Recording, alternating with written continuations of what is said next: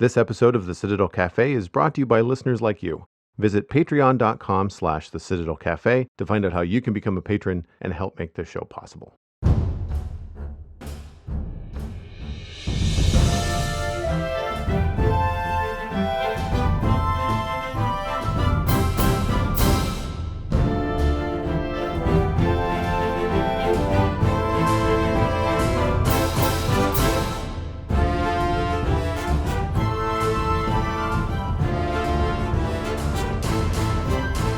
This is the Citadel Cafe, episode number 370 for Tuesday, August 19th, 2020. My name is Joel Duggan, and the Citadel Cafe is where my friends and I hang out to talk about the geeky stuff that we are into. Joining me this week, Mr. Brockett Vola is back. You can find him at the Cat Volver on all the social media that matters. Welcome back to the show, my friend. Normally, we don't talk about weather, but I know that most of the U.S. and in most of Canada actually is dealing with some serious heat waves. How are things faring in Chicago?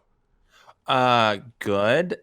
Ironically, the thing that was most weatherific, that's an American term. It's legal. The most weather phenomenal thing that has happened to us is last Monday. And I've lived in Florida all my life. My wife has lived in Texas. Not all my life. I'm not there now. I grew up in Florida. My wife grew up in Texas. We're both very aware of hurricanes, tornadoes, that sort of lifestyle. Last Monday was my first brush with a tornado in my entire life, and I live in Chicago, Illinois, which is right by a Great Lake. If you're for any reason very iffy on where Chicago is, it's north. It's pretty far north. We get very cold temperatures, and I had a tornado in our neighborhood. It was a mile north of us. Wow. We were talking on a Zoom chat with someone, and Laura and I's heads whipped around to look at our like 3/4 thrust sunroom, so windows on three sides out the front, to see a bunch of trees and stuff waving, and the sky was green, and there was sort of a train engine sound. All of those things are very indicative of heavy wind event. And sure enough, the National Weather Service designated it I believe, essentially like a Cat 1 tornado, like the lowest level, but that could be also considered a tornado that came through our small part of Chicago, Rogers Park, the most northern part of the actual city proper. And yeah, it was very strange. It was scary, but also because we were on a Zoom call, Laura and I, who normally overthink everything, didn't have an opportunity to overthink and panic. So we were just like, wow, that was crazy amount of wind. And then we turn on our phones and we turned on the TV and we saw we were on a tornado warning. We're like, oh my gosh, I guess that may have been it, or it's coming. And we got the cats ready to, hide in a closet with us, and we had Emerson running around. She's very excited. The Zoom call ended because the power went out for like 3 minutes. Emerson loved running around with a flashlight, my 2-year-old daughter. And so it was a big to do. In the end, we were both sort of more like jacked up, adrenaline-y, like excited, and like excited, not in a, like a yes, that was awesome, but more like a oh my goodness, like intrigued, like interest peaked, like was that a tornado? What's going on? Because again, you don't expect it where we're at. But anyway, yeah, that's what happened to us in the world of weather. And since then, honestly, we've had like pretty nice higher 70 degrees Fahrenheit here in Chicago, and it's been pretty nice. But yeah, last week it started off with a bang, if you'll pardon the the reference. The reason I ask is because one of the podcasts that I keep up with, Daily Tech News Show, I subscribe to their Patreon, so I get the Good Day Internet, and they basically talk about weather and food for 15 minutes before they do the tech news. And it's cool because I know at least one of the hosts, if not a couple of the guests that come by during the week. So it's nice to just kind of hear what's going on with people's lives. It's not all business. Plus, it's an excellent tech podcast, which is great. But in the last little while, they've been talking about they've been complaining about the heat in California, and that was kind of the normal. But then there was this report the other day that I saw, I think even rolled across Canadian news, was that Death Valley in California had the highest temperatures on the planet. It was 130 Fahrenheit, which is, for those of you in Canada, that's 54 degrees. Now, I've been in 40 degrees, which is about 103. Fahrenheit in the desert in July in Utah. It's hot, but the humidity was also 2%. So it's hot, but it was doable. You don't want to be out very long. But basically, there was like a warning in like the Death Valley National Park system, which is just like you cannot be outside for more than 10 minutes. Like you just can't. And Yeah. I was just like, that is scary, like scary. Now, granted, Death Valley is a very unique desert, salt situation where like there's just nothing but, scorching, all things converge to create this environment in that one specific spot. But still, Yeah, exactly. I feel like a lot of places and a lot of people that I, come in contact with, whether it's other podcasters, people in my Twitch chat room complaining about heat, people in the UK that I see that I talk to on a regular basis complaining about heat because their houses, much like the houses in the Maritimes here in Canada, are not made for hot weather. They're made for cold weather. They're made to keep the heat in, right? Because 9 months of the year, that's what we want. We don't want to lose heat and have to pay to heat the house. So a lot of people that don't have central air because it's never been a concern, there's now several months in the year where people are just like, it's 35 degrees or 40 degrees and we're dying. And Yeah. as often as I do try to report stuff when I find stuff interesting or some article or event that's important. I know I talked about the climate rally stuff that happened last year or early, no, yeah, last year on the show, and it's all just like all you need to do is just stick your head out the window for anybody that doubts global warming is happening. Like just you've got places like the UK and here in Nova Scotia, which is halfway to the North Pole, by the way, recording temperatures in the 40s. Like never in my Yeah. 40 years on the planet. We had some hot days when I was growing up, but they were in the 30s. They were never 40 degrees. Never even in a Right. million years, And then to hear 130, I didn't think 130 was possible outside of like, big desert situations in Africa or like stuff like that. And I could be just ignorant. There could be places like that hit 130 on a regular around the world, but I know in some places in the parks in Utah, what was it called? The Devil's Fort? Crossing, the Devil's. Oh No, no. it was a trail system in Arches National Uh Park, Devil's Playground, I think, and it was closed when I was there, unfortunately, because it's this really cool trail that goes amongst these steep rock cliffs. But as a result, there's no shade, no shelter, and if the summer gets too hot, they have to close the trail because it gets too dangerous. Um, because the heat reflects off Oof. the rock. There's no wind. Like you're kind of Yeah. stuck. Because that was the one thing I was really surprised about being in Arches is that despite being very desert-like, there's not a tree for miles. The highest bush is maybe 2 feet. But because it's so open, what I wasn't expecting about the desert was how windy it was going to be. And despite being warm air, it's still nice to have a breeze. Yeah, And exactly. but in the Devil's Playground, I'm pretty sure that's the name of the trail. Because of the way that it went, there would be no wind. So if it was really hot, they have to say like, no, sorry, anything above 105 in this place is closed for public access because it just becomes a death trap for people that aren't ready. So Absolutely. Yeah, I mean that's smart. I feel like you as a smart human saw that sign and said no.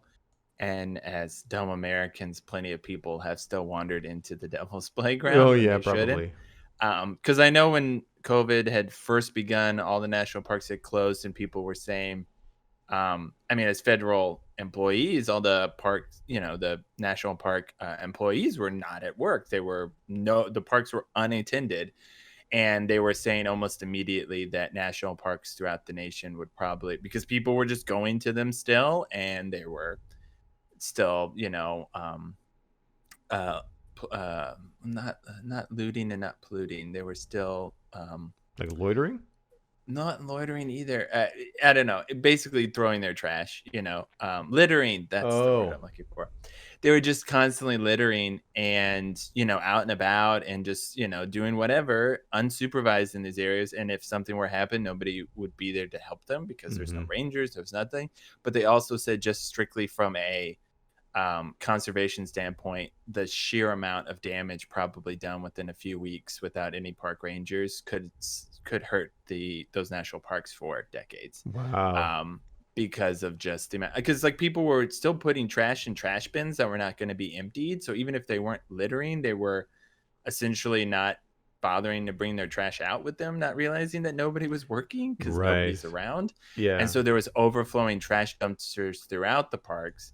And and anyway, yeah. So basically, and that eventually, if it's not in the bin, can blow away into the trees or go someplace. So yeah, it's just another small consequence that I don't think a lot of people have considered over the time. But yeah, just another really nice bullet point in the long list of summarizing 2020 massive um, cons or disappointment list. I don't know, like Yeah. tragedy list. Yeah. It's funny because around here, the trails, there will be rangers and there will certainly for national parks or provincial parks and stuff like that. There's not a lot. It's not a big system, nor is it a heavily funded system. But a lot of the trails that I've been hiking on, there's small community groups that get together, people that live nearby, people that like to hike the trail frequently, that just organize and take it upon themselves to keep signs that are broken updated, or add some extra wood slats to that marshy, boggy area that you have to cross, so that you don't, go up to your ankles in muck. And every once in a while, when I go to a trail, they'll be like, "There's a new set of boards down," and it's obviously something that someone just threw together with whatever scrap they had in their shed. But it's kind of cool to see Right. the community have like a conservation society and something like that. The one that I went on last summer with Megan, who co-hosts the show with me a couple times a month, is called High Head and Prospect, and it was named after, uh, no, not named after, but it was dedicated to a professor at Dalhousie who originally started off in Ontario, but moved to and fell in love with Nova Scotia, and was an avid hiker in the area. And it's maintained by this Dalhousie, the doctor something, I can't remember his name, um, conservation group. So it's a public trail, which I think has to be law in the province, but it's not a provincial, or not maintained by the government. It's maintained by this conservation society, and that just means, like, yellow trail markers have got to be freshly painted now and again, and things like that. So we haven't Uh, had anything like that in terms of like the trash overflowing and whatnot. But we had parks and beaches and all that kind of stuff were closed until through probably June, maybe the end of June, maybe beginning of June. I don't really remember when they opened up the beaches and stuff. But there was like a $600 fine for being in any park or beach when the lockdown was still being enforced. And yeah. we still have a really strict situation here in the province, where it's 14 days if you've traveled outside the province at all. Well, Yeah. I shouldn't say the Same. province, outside of the three maritime provinces. So New Brunswick, PEI, and Nova Scotia. There's a three provincial bubble, so we can travel amongst ourselves. But anybody from like Ontario or Quebec, or and Canada is still not letting anybody into the states. I read yesterday that the Canadian border with the U.S. is going to remain closed until the end of September Yeah. for non-essential travel. So I mean, it's strict, and I can't remember who it was. It was like a mayor in New York or a governor in New York or something, and they were saying like, while disappointing, I'm not surprised, Yeah. And Exactly. I was like, yeah, no, it just like they obviously want their tourism and they want that kind of stuff to kick back up, but when they can honestly look at this situation and assess the state, they're like, well, yeah, I wouldn't, if I was Canada, I wouldn't let us in either. Like, Right. because whenever a new case is reported in Nova Scotia anyway, and there hasn't been many, like a handful, they've always been linked to either international flight coming in from Toronto or somewhere's outside of the provinces. We're not generating new cases from within the provinces. It's all coming from without, and Canada seems to be the same in major city centers. Now, the thing that I say interested. I'm not waiting with bated breath, but I'm crossing my fingers. It's not going to be as bad as I anticipate. But when school gets back in, when universities go back to in-person learning, and some of those Yeah. places are doing that in this September, like in the next couple of weeks.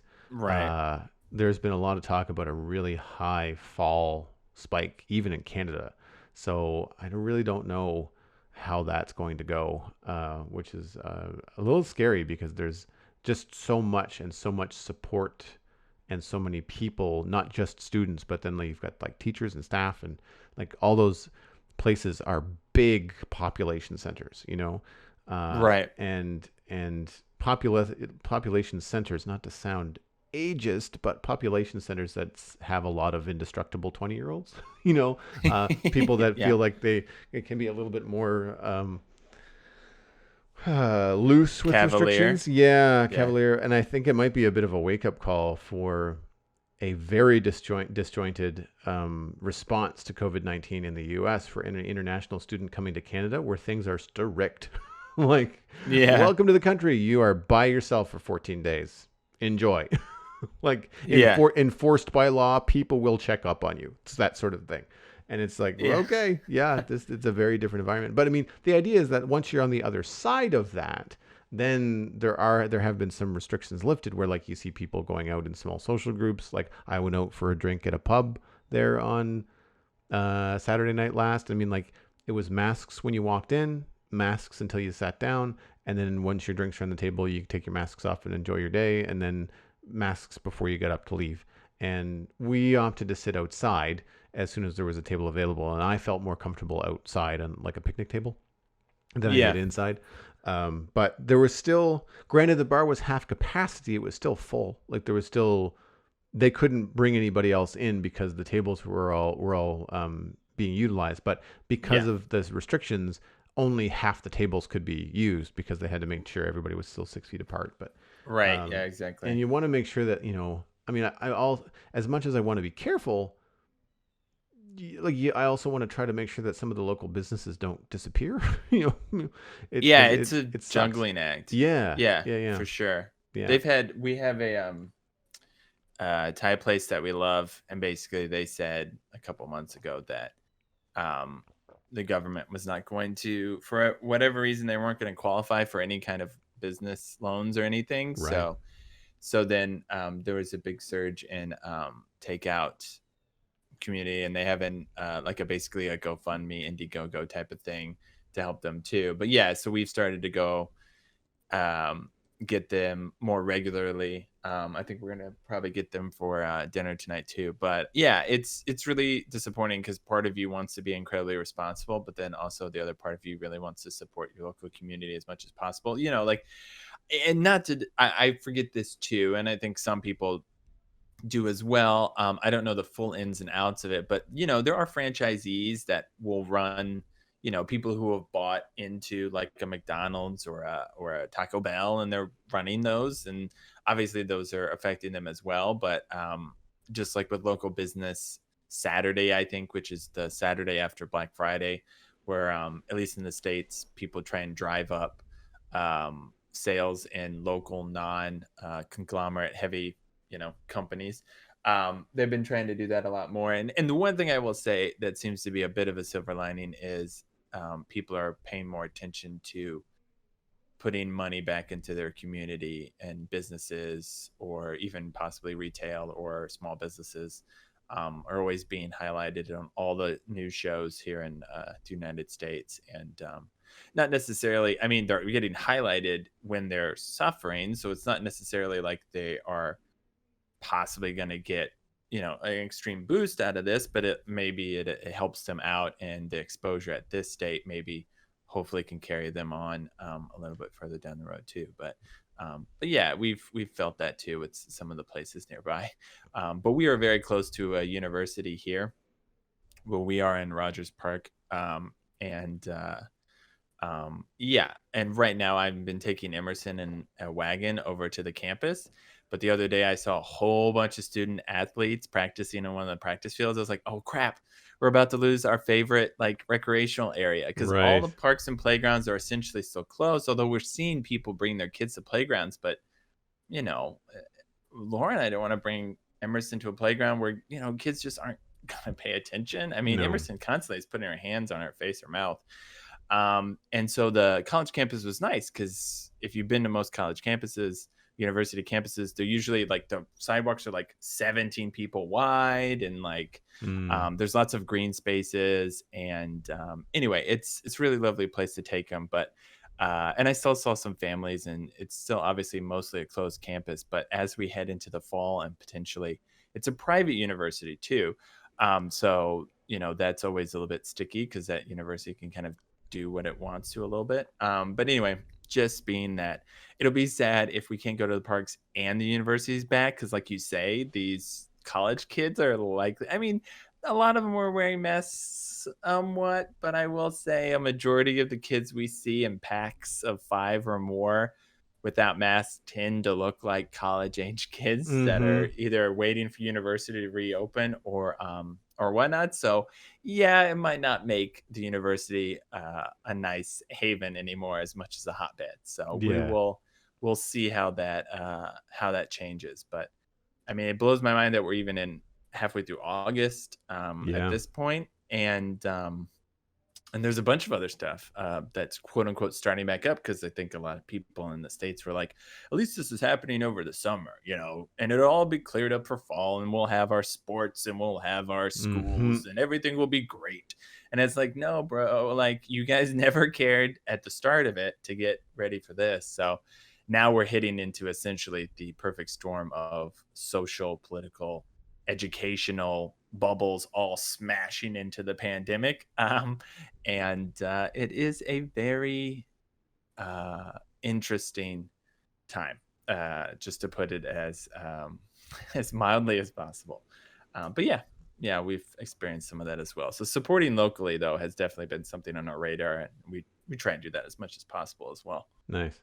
One thing that I've been certainly grateful for is just the kind of work that I do hasn't changed, which is why I try to put back, into the community whenever I can, because I have been able to work throughout the pandemic, podcasting, doing artwork, live streaming. None of it was really affected by the changes. If anything, I'm just home more and I'm actually getting more done. So, in that light, one of the things that I've been up to recently has been quite a lot of streaming. I normally, up to the last 6 months or so, I've only been streaming on weekends mostly. The odd time I could fit in a weekday or a weekday evening stream. But the satisfactory bug bit me hard, and I've been I've playing noticed, been yeah. playing that game a lot. I think the main reason is that it's a chill game. Like there's nothing. I mean, if you adventure outside of your factory, sure you'll run into some bad guys as you kind of unlock different areas of the map. But once you've built there, essentially the way that the game works is that if you've built a building and powered it, then for a certain radius, bad guys will not spawn. So you don't have things coming and attacking you constantly. It's only when you venture out into nature that nature tends to venture back. So it's nice if you just want to log in and build something or try to run through a logistics puzzle that you're trying to sort out, like that sort of thing. And so the last I've been streaming almost daily, and again, it's because like a lot of my friends have small families. Some or both parents are back to work now, so then they're juggling daycare bubbles and all that kind of stuff. So even though people have been home and the restrictions are lifted, people are now busier than ever because things are slowly, not saying getting back to normal, but some people's lives are getting busier, but the restrictions are still in place. So it means that there's just an awful lot more time sunk into that stuff. So I don't have a lot of friends available to do much. And so I've been just saying, like, all right, well, the heat wave also here previously had me staying up late because it was too hot to go to bed. It just made sense to stay up until 1 o'clock in the morning when it's much cooler and much easier to go to sleep.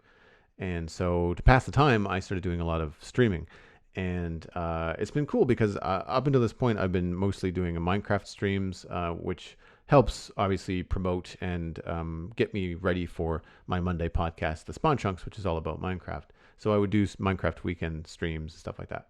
And I've had really a lot of success with double headers. So I'll do 2 hours or so playing Minecraft on a Saturday. But before I end the stream, I'll say, hey, I'm not actually ending the stream. We're going to cut the video feed, but I'm going to switch over to Satisfactory. So, but if you like Minecraft, stick around and check out Satisfactory because I think you'll like it. It's a very similar game. It looks wildly different, but it plays like you're still building things and harvesting things and turning things into other things. And so it's essentially that kind of a, I don't want to call it a treadmill game because it sounds negative, but it provides that same sort of like creative outlet, but then also has like some logistic things. Like you have to harvest the iron to, smelt it into iron ingots and turn those into plates and rods and then make buildings and make trains. And trains, by the way, I unlocked trains I've unlocked trains a while ago, but I actually finally built and completed my first automatic train station on the weekend.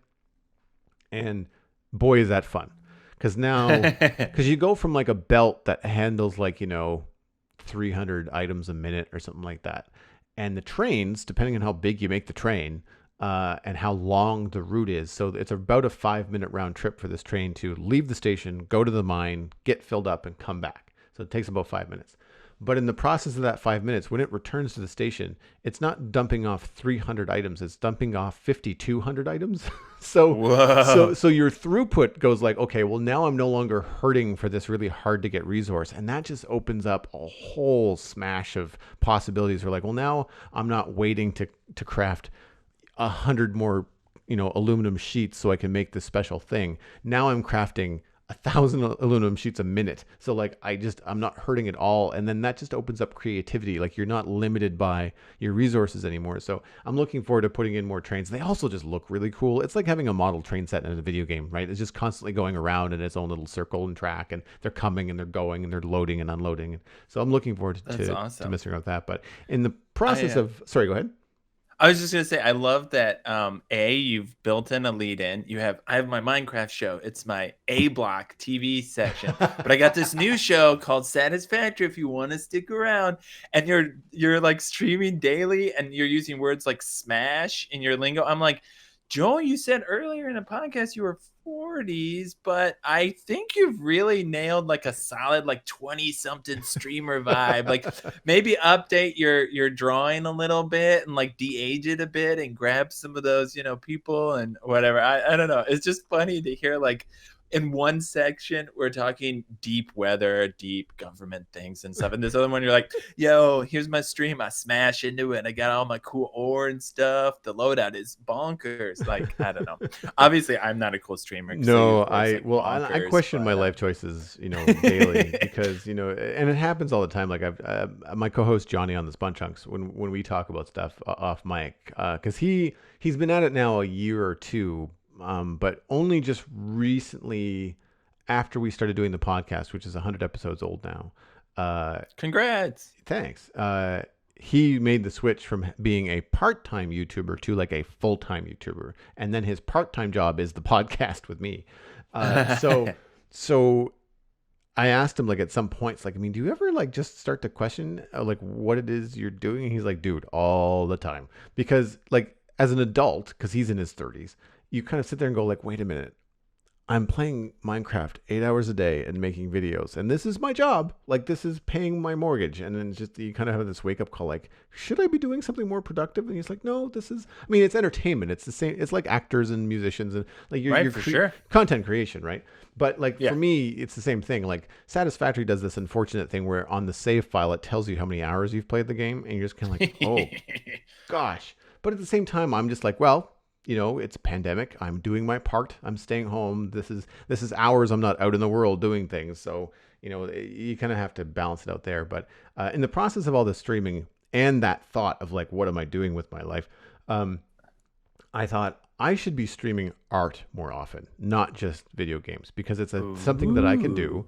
And because of the success of the channel, getting more people coming in and more people saying like, hey, so how come you don't have any emotes yet? You've been an affiliate for a really long time. And I thought, because I've been too busy, quote unquote busy, when really I'm playing Satisfactory a couple hours a night. So it's one of those things where I thought, okay, well, I can do two things at once. I can generate more content by streaming art, and I can get the emotes done. So that's what I've been doing over the last week. I don't normally have time to stream during the weekday. But I've had a little bit of a slowdown in my art contracts in terms of the bigger contracts. I still have a lot of commissions, which is fantastic. But the larger, design this for TV sort of thing isn't happening right now. So I'm taking Tuesdays and Thursdays to do live art streams for 2 to 3 hours, and in which I am designing the emotes that will be rewards for subs on the Twitch page, as well Ooh. as the subscription badges. And so I've got two done. One is a perfectionist emote, which is me looking at a set of blueprints. It happens a lot with me in these games as an artist and a perfectionist. I'm like moving that belt that's like off by 3 pixels, and I'm trying to straighten everything out, and so I get made fun of a lot in my chat for that. So they do that, and then I also have like big brain moments when you have a breakthrough or you have to remember to not remember to do something later, and so I have this cartoon of a brain in a jar that actually came out really well. I'm really quite happy with this. But if you're curious about all this kind of stuff, I know I'm talking about these things on an audio podcast, but there is a visual component, and you can actually watch me take these things from concept sketch through final illustration, and then go live on the channel with them. So those VODs are on twitch.tv/Joel Duggan in the video section. They are up, I Ooh. believe, for 2 weeks. It might be longer for affiliates. It might be now 4. But if you want to catch them, you got to catch them soon, because I'm not posting my stuff on YouTube. My YouTube channel has been all edited stuff, and I haven't posted there in a while. So, but the sub badges are coming along well. Doing some cool stuff with keystones, different colors, different elements, a lot of kind of like magic and fantasy, and a little bit of Avatar: The Last Airbender in there with like earth, air, fire, water, that kind of stuff. Nice. Yeah, there's more than just 4 stones. There's actually 7, I think, over the course of everything. So I have to kind of add my own things in there, but I'm trying to pull from fantasy media that I really enjoy. So, but if you're interested in that, then check that out. But before we That's get awesome. too off track, thanks, man. I want to read an email from a listener. We don't get listener email very often, but when we do, it's always really interesting conversation. And this one comes in from RoboCreep11. Subject is top 10 movies. Hello to both of you. Before I start, I'd really like to say how much I enjoy the podcast. Thanks very much. Anyways, I'd like to know what your top 10 movies are. RoboCreep11. And I know that you like lists, so I thought, well, I know the perfect week to have this email That's come in. true. So I know I've been talking for a while here. So what are your top 10 movies at present, Brockett? I always have a running catalog in my head of some movies. I have a lock of my top 3, and honestly, as I started to put it together, I was like, "Oh crap! I'm really like even as I say it, I'm gonna remember like 4 or 5." And when I saw yours on the notes, it reminded me of at least one, and it was funny to see one that overlapped for both of us. But anyway, my number one all time with the bullet is Raiders of the Lost Ark, the first Indiana Jones film released. My favorite movie of all time. Second favorite movie of all time is It's a Wonderful Life. It embodies so many things that I wish humanity would lean into more than just the cheese. And like people call it so cheesy, but if you earnestly watch it, it has a lot of beautiful moments. And I just think that Jimmy Stewart embodies so many elements of just gosh darn itness that is exemplary in most of the characters I've loved throughout my life.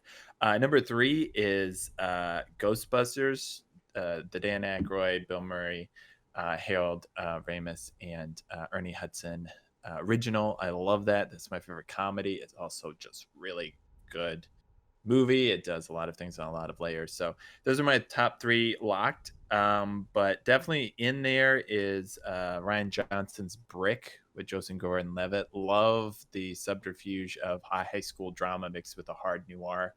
Love that film. Every time I watch it, I pick up a new thing in the dialogue or in the story that I sort of missed. That's really, really smart. So if you are a big fan of Knives Out, which came out more recently and it also dropped for free if you have Amazon Prime access, that movie's really good. It's fun. That's more of like a classic parlor, I would say Agatha Christie type of noir film.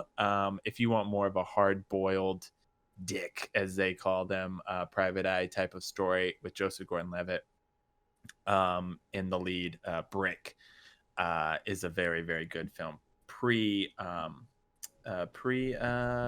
Jedi, so it's raw in some areas, but also very, very well done. Back to the Future 1 is phenomenal. I think I love Raiders of the Lost Ark, but I think Back to the Future 1 might be one of the few films I could say is nearly flawless, just in the sheer presentation and writing of it. Obviously, there are different things graphically or whatever that probably won't age as well over time and even socially, but overall, I think that film is just the climax of it is picture perfect. Every time you watch the first Back to the Future, you don't know how they're going to get it done every time. It doesn't matter. I've watched it 10 times and I'm still like, Doc's not going to do it. It's not going to happen. Marty screwed. This is over.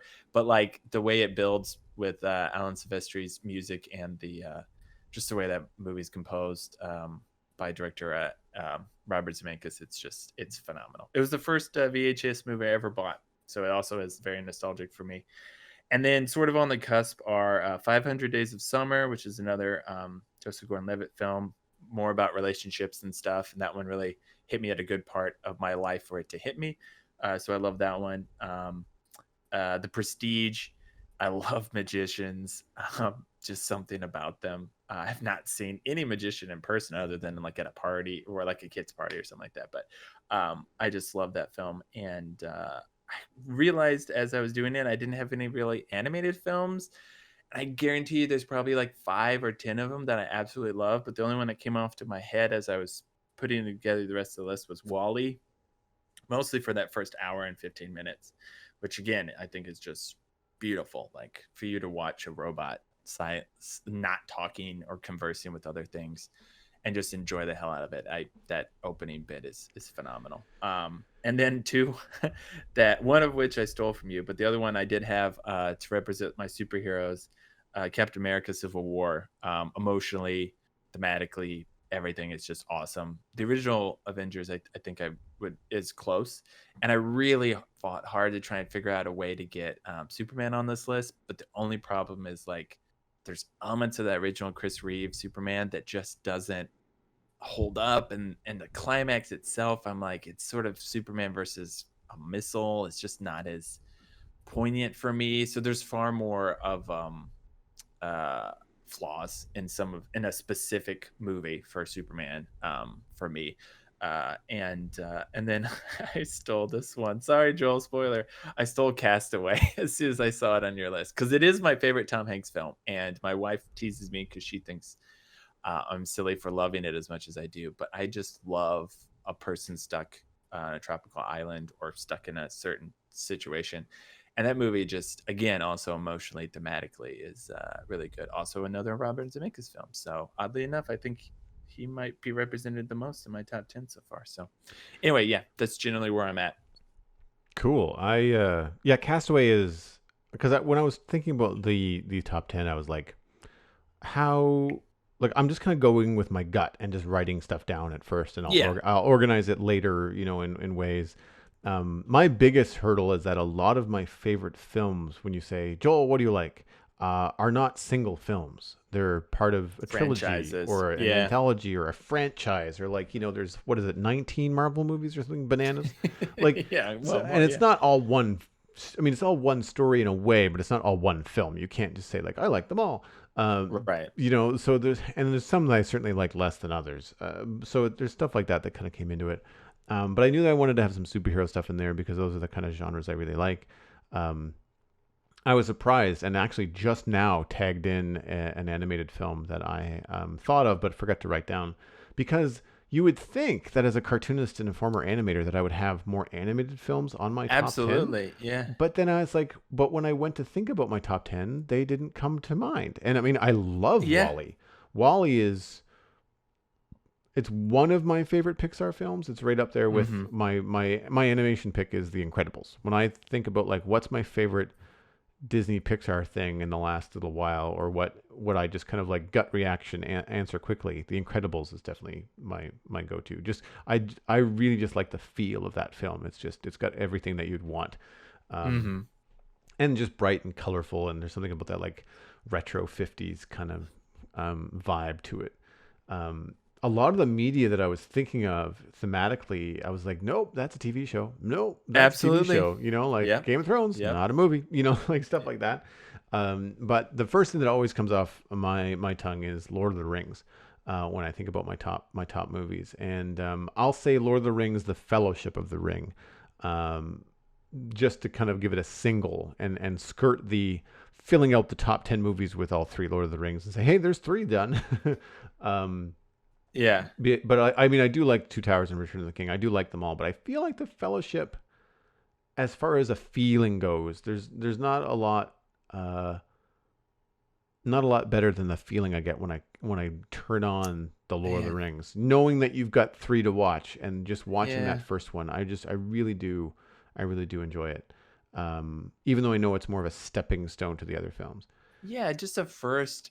I'm always well. I put Back to the Future one on my list, so what I should shut my mouth. And Raiders of the Lost Ark, so shut it. You hypocrite. But I will say I'm always a defender of Back to the Future 2 and how much I think it's better than 3 and it's really, really good. I'm just somebody who, when there's a trilogy, I always tend to, and I know we'll get to it with some other films on your list, but I always tend to be like, all right, we got past the origin. Like I spent an hour and a half with like Spider-Man not in the Spider-Man suit.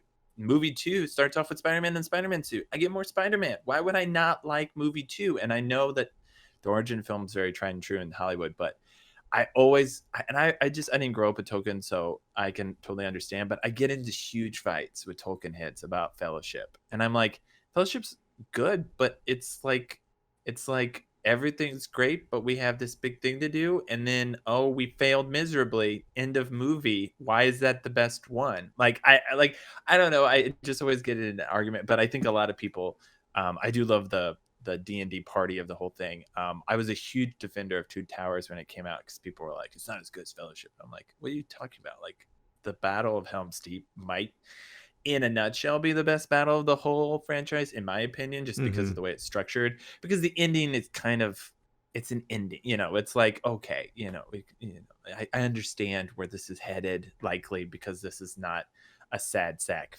franchise, but it's just interesting. That people always gravitate towards Fellowship. I'm not saying you in particular, but it's just interesting that like if you had to handpick just one, you picked one. But I understand how you're saying it is more like, when you pick the first one, you're sitting down for the greater story. And so you're Yeah. excited for what's to come. Not per se the mechanics of the first film are better than the other two. Yeah, and honestly, like when I look at the Lord of the Rings, I look at it as a 9 hour film. Like it just, I can't really, because really, Well, Lord of the Jackson like, make it like yeah, I that. mean, Yeah. Fellowship is Act One. Like it's not Hmm. there's not a lot that you can do to argue against that. But for the sake of the email question, Lord of the Rings, Fellowship, Star Wars, Empire Strikes Back. I think a lot of people have this on their list. For the longest time, I was resistant to saying that Empire was my favorite Star Wars film because I really liked Return of the Jedi, and it's still pretty much a tie. I don't really Mm. mind the Ewoks. I know a lot of adults tend to poo-poo them, but I mean, like, if you don't like the Ewoks, I give you Jar Jar Binks, and so the Ewoks are a cakewalk compared to Jar Jar Binks. So Empire for me, just as I've grown up, I feel like the Empire Strikes Back has kind of worked its way into um, my favorite. I think too, Agreed. the introduction of Yoda, like that kind of a broadening of the Star Wars universe, I think, Hmm. was really, really cool. And just like the fact that it's not tied with a little bow, like the fact that they get the heroes get their butts kicked basically the whole film, True. which Yeah. is pretty good. I also like Solo, I think, the best in that film. You get to also Oh, hear. I thought you were about to say somehow like the origin film. I was like, oh, interesting. No, And no, then no, I was no. slipping that The in there. ca- the ca- the Um, character Solo, the Han, character yes, Han Han, Solo in Empire, I think is probably the best that because you he's see already him. introduced, because Yeah, he's there. You ground boots on the ground. We have our party made. Book yeah, 2, man. Movie 2. It's yeah, great. Yeah. yeah, yeah. I think there's that established camaraderie too that you get in Empire Strikes Hmm. Back that you don't have the other one. Then getting into Avengers, you're like, oh gosh, how do I pick? And I recently watched Captain America: First Avenger, and I almost wrote First Avenger, and I thought, well, I mean, like it's a great What? feeling film, but it's not the best film. And Yeah. so I think I had Civil War overlapping with you is up there. Hmm. That is, and if I like, okay, Joel, you're having trouble picking one. which one have you watched the most, despite all the different movies that have come out? And hands down, it's Civil War. I've seen Yeah, I that agree. way more than I have anything else. It's kind of Yeah. one of those things where, like, I want the Captain America story. I want this superhero feeling. I don't have time to watch 6 films right now. I'm just going to Yeah. watch Civil War because I know the other ones. You get reminded of all the other things that have happened, Yep. and you kind of feel like you've watched them, even though you haven't. And then, And it's self-contained. It really does. I mean, yeah, technically speaking, true. you Yeah. you could watch Civil War without seeing the other films, and it gives you enough of like, oh, I understand what Hawkeye's deal is in the brief few minutes that they show him. If I've never seen Hawkeye, like Yeah. it does a pretty good job with that. Yeah, exactly. Yeah, exactly. But I also wanted to put down Endgame because Hmm. I mean it's not a perfect film, but the feat, like the sheer audacity that they had to have this as Hmm. their Endgame, pardon the pun, um, of this franchise, this Phase 1 for Marvel or Phase 3. I don't know what it is, Phase 3. I think it's the end of three, I believe. Three. So to have this as their like climax and have all of these films working towards this one thing is just unprecedented. And the fact that they pulled it off and it was like good, is just Absolutely. mind-boggling. It was, and as a comic book fan and as a superhero fan, seeing the stuff that they pulled off on screen in Endgame was just ridiculous. Like some of the best movie moments that I have in my head of in recent years were definitely Oh yeah. from the Avengers and Marvel series. So to have everything kind of like climax and Endgame was really good. I get Castaway, goosebumps thinking of stuff yeah. again Oh too, for man, sure. man, there Without was, spoilers, yeah, like yeah, there's definitely some just shots, particularly of Cap in yep, some of the climax that yeah. you could just picture and it blows you away. Yeah. Something else I really liked about Endgame is that because of the way that they structured it next to Infinity War, you have a lot of the stuff I like about superheroes, which is the superheroes not being superheroes. You Yeah, have for the sure. candid Yeah. the conversation about a peanut butter sandwich with Black Widow and Cap. Like that kind of stuff. It doesn't last very long, but it's these little windows into the experience of like, oh right, you got to remember that Cap is like 70 years old. Like there's all these different things that like he brings to the table, and her with her like spy and world travel and all that kind of stuff. Like I feel like there's just Hmm. a lot that they bring subtly to those conversations that really work. Um, Castaway, which you've mentioned, I won't get into that just because it's just a good, solid, the incredible acting and a very unique film. The Dark Knight was also something I wanted to mention Hmm. because it's a film that I've watched a lot. I think it was the first Blu-ray that I owned, and Mm. so it was me with like 1080p for the first time at home.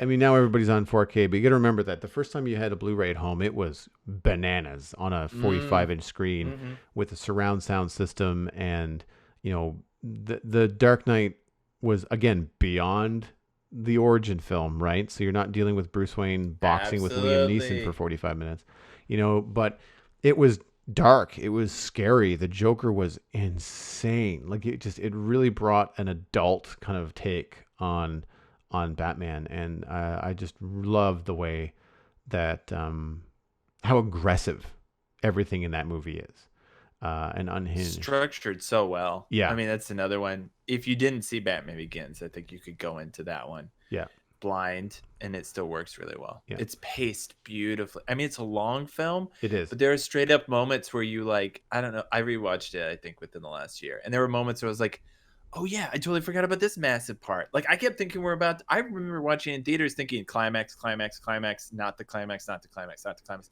Like it just builds really well. And that's another reason why movies like Raiders are on my list, because when you just constantly are building blocks and each block's a little bit bigger and you build to that climax so perfectly, yeah, it's fantastic. It really is. Yeah. And the last one on my list, which is not a perfect film, but it's the best Superman film that we've had, in my opinion, and that's Man of Steel. Gotcha. I've definitely watched that a number of times. I just really like the way that they handled Superman. I mean, casting Cavill, the way that Cavill portrays it, the way that Cavill handles it. I actually really like Amy Adams as Lois Lane. Mm-hmm. Yeah. There's just I like the fact that she figures out who he is in like the first half an hour. Like it's they don't Sure. fart around too much. Um, because it gives her like the intelligence chops, you know. Yeah, To sure. everybody else, like Perry, he's in glasses and I don't know who he is, but like, but for Lois Lane knowing who he is and stuff like that, it creates a better, I think, dynamic. Uh, but I just, the superhero moments in that are fantastic. It's a Superman where he punches stuff, you know, like he Yeah, for gets in sure. fist fights and things like that. I'm not the biggest fan of the villains and all that kind of stuff, but it was the first time I think that we've had like modern special effects stuff that don't really make you question too much how'd they do that, and more just like, wow, that was amazing, he just broke the sound barrier. Like just Right, that exactly. that Yeah. kind of a thing really worked. It took me a while to warm up to the score. It took me a while to warm up to the soundtrack for that film because I Yeah. really Ottman, right? preferred, yeah, I really John preferred Ottman. the John Williams, baby. traditional John Williams, French horn, like that kind of a thing, the Absolutely. march. But they did a good job. I think the issue with it is that it doesn't become it becomes a good score for that film, but it doesn't become a Superman theme. So that when you Yeah. see Superman in the other DC films, there's you can't play the theme just before he shows up and have everybody go, whoa, here we go. Yeah. It just, all you Bingo. hear is drums. You're like, what is that, the Superman? I can't tell. You know. Uh, Yeah, same problem from the Dark Knight. I mean, the one argument I have against the Dark Knight, and they talked about this.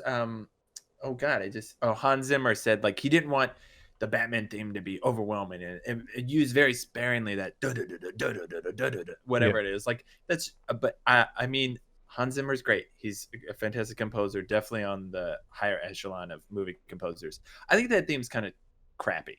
I'm sorry you wanted to go as far away from Elfman's as possible, but Elfman's is damn good, and even the tweaks to it for the animated series are damn good. And Mm-hmm. like, I agree. I think the Ottman theme for Man of Steel is better than the Dark Knight's theme, and it's used, I think, better. But there's just, as Superman fans, I know you probably feel the same way. The goosebumps that explode on the back of your neck when Superman bursts through clouds and is staring at the sun and his cape's wagging in the wind, the theme you hear in your head is so important to that character for you if you love him.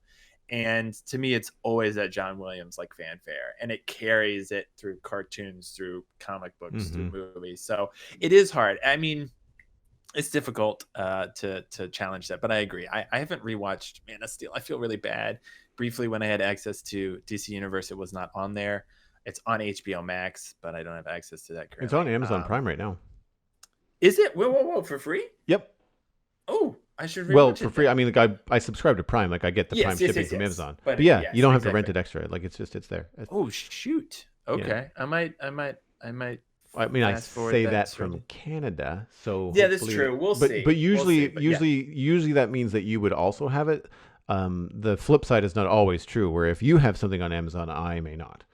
Yes, that's But true. usually, if it's in Canada, then it'll be HBO Max is going hard right now at reclaiming DC and pulling yeah. it in to sort of solidify itself as it's the Disney Plus now of Well, I know like that's something that whatever. you So, wanted to talk about too with the DC universe. oh, absolutely. I felt like for the most part the email, which again, thank you very much, RoboCreep. Did he have a number on it, or is it just 11, RoboCreep? but I mean RoboCreep. I'm He's the sure. I'm sure 11th. they probably Okay. answered the both. Yeah, that's fine. RoboCreep 11, the other 10. We'll wait for your emails. But yeah, thanks for the email. That I do love that list. I feel incredibly bad. I'll probably text Joel 700 movies that I forgot, especially animated films. I feel really crappy too, because like you and I feel like the same person when we're like, hmm oh God, I just named 9 movies and none of them are animated. And all I do that I talk about on Citadel Cafe is cartoons, which segueing there, I had a trial month of DC Universe, which is basically the DC Comics streaming service where you can read comics, you can look at the movies, mostly cartoon movies, but they do have some of the live action Superman films. Not really anything else as far as other DC stuff. And then of course the DC Universe original TV shows. And I just want to do some quick hitters because I know you probably already talked about them more in depth in the past, but I did have an opportunity to catch up with two of the shows, in particular Titans and Harley Quinn. And I'll just start off with Titans first because it's easier for me. Um, er, there were moments of it that I watched both seasons, moments of it that I really, really dug and really loved seeing some of these characters that are relegated most of the time to B or C list within the DC hierarchy. Um, and particularly Starfire, the actress who played Starfire is phenomenal. Corey, um, and some of the other people, but and Dick is good. But overall, I felt like they, to part of the fun, dicked around a little too much with some of the characters, and that Yeah. second season has probably about a 2 episode lull where literally I angrily texted my friend who gave me the trial and said, the episode I just watched had no purpose in this world. I sent it to the bottom of the abyss. It was so infuriating, and it felt so badly like what we complain most about CW shows, where they're like, well, we've got 13 or 14 episodes. How are we going to fill them? Well, we have 9 solid. So how are we going to do the other 4? Well, what if one of the characters gets, this doesn't happen, but they're like, what if one of the characters has amnesia for 2 episodes? That'll kill 2. And you're like, those episodes are the worst of the season Mm-hmm. for a reason. And that happens with Titan season 2, unfortunately, right in the middle. And talking about building those blocks, I think it deflates the entire climax to the point where when I finally saw the end of season 2, I was like, okay, you really, really deflated the energy of this build for me. Was And it the clone ones? The can't remember his name. Connor? Connor, no, Connor actually was a breath of fresh air. It's Yeah, that's when what I thought too. he was fantastic. I enjoyed dumb Connor far more than like Sunglasses 90s. Like, I'm too effing badass for everybody, Superboy, which is so annoying. Mm-hmm. But the 90s comics had all sorts of problems like that. But anyway, I think Connor was a breath of fresh air. And even Gar, who I hated in season 1, I thought was far more likable in season 2, again, until they did stuff with darkening him up. I just really, really, really, really, really, really hate with a capital H the trope in any team story in which you have a character that everyone leans on and everyone trusts. And this always happens to my favorite character, I understand, Cyclops, Superman, in this case Dick Grayson, where the main character makes a mistake and everyone's like, I'm gonna dump all my shit on this guy. Everything's wrong because you did something wrong. And it's like, y'all were A, there present, B, y'all are supposed to be a team and all you do is preach family, and you guys like friggin' literally go face gods to try and save the world, and this person makes a mistake and you immediately turn on them. Like, the motivations for that in any sort of story have to be perfect for me to accept it, and it was really it just made me mad. And Yeah. then for the main character to do what they usually do, because that's how people write Superman, Cyclops, and in this case Dick Grayson, where they so totally implode, blame themselves, and go on this pity spiral that you're like, oh my god, just like get old. Like, it's so frustrating. And that's another reason why, to go back to Captain America Civil War, like, people make huge mistakes in that film, massive mistakes, like friendship altering and world altering mistakes at times. But what they don't do is go sulk in a cell, Yeah. and they don't go and Talk to like not, imaginary Bruce Wayne. yeah, and they don't go and like, which was a shame because that actor I thought did a really good job, and that trope and that device in the show was great. Bringing in Bruce for season 2 was wasted. That episode was just literally made me, as I'm saying it, I'm just grasping my hands in rage. It's so frustrating. And so it deflated so much of that climax. And I thought Deathstroke, spoiler, season 2, main villain, was fantastic, and it deflated the entire arc of that character to the point where when a climax happens with that character, I'm like, oh, that was it? Okay, but now they're gonna go do this other thing that they were building up. Okay, like the arcs for season 2, they kind of detour one to the end and then bring in a new one with Connor with a different project involved, and they sort of set that one up to be the next season, but they don't do justice to the emotional arc of the second season with Deathstroke, I felt. So Yeah. anyway, I didn't mean to take as much time with that because I don't want to just utterly crap on something. So anyway, Titans was problematic. It was disappointing. If I still had access to DC University, I would not, or University, DC Universe, or Titans in the future, I probably will not shoot that to the top of my list. On the opposite side, I would shoot Harley Quinn, the hard R-rated cartoon, to the top of the list every day, every moment. Probably my number one show of 2020 that I've seen. I watched both seasons of it. It was so funny, so smart, very much for adults, not for kids. Animated exactly like Batman the Animated Series, so there's a lot of like kind of giggling of like watching something you've seen in a certain manner like get super shot into adulthood. But the voice acting, even the arcs they have in those seasons, um, are just it's smart. They do really smart things that actually at the end of a season you have a story arc, not just like a comedy goofy cartoon show. It's really good. So I want to highly recommend that to anyone who hasn't seen it, who's willing to take a lot of f-bombs, a lot of f-bombs. And they mostly keep the sex stuff generally at an R level. I would say the f-bombs are at an M for mature level. They drop language all the time, and the violence is pretty high up there. But for the most part, it's not Game of Thrones level of like they're not animated a whole bunch of like boobs and stuff. But the language and the violence is very very high up. But it's very good. It's very funny, very smart, and each one's like 22 episodes or 22 minutes, and the seasons were I think roughly 12 to 13. They breeze by if you have all of it. It's so smart. Alan Tudyk is numerous voices in it, Nice. He's and funny. Kaylee Cuoco is Harley Quinn. Really? And yes, and honest to God, I probably ruined it by saying that because now all you can do is picture her doing it. But y she nails Harley Quinn. Like it's so good. And the woman who does Ivy, who I'm forgetting her first name, but it's Lake Bell, I believe, is phenomenal as Ivy. And yeah, just brilliant voice actors. Like a who's who of like very funny comedic voice acting, like um Chris Maloney, I believe. Oh yeah, Chris Very Mulaney. funny. Like Or yeah, what's his name? John Mulaney? John Mulaney. No, no, no, not John Mulaney, not Not the the guy from comedian, Saturday Night Live. but the guy from Wet Hot American Summer and one of the Law and Orders special victims unit before, very early on. Anyway, he's a funny guy.